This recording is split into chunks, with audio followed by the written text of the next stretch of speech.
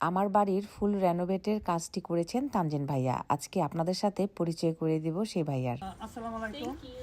তো আপনারা তো সবাই জানেন যে আমি বাড়িটা কিনেছি, বেশি দিন হয় নাই, টোটালি আমি ড্যাম করে এটাকে আমার রেনোভেট করা হয়েছে।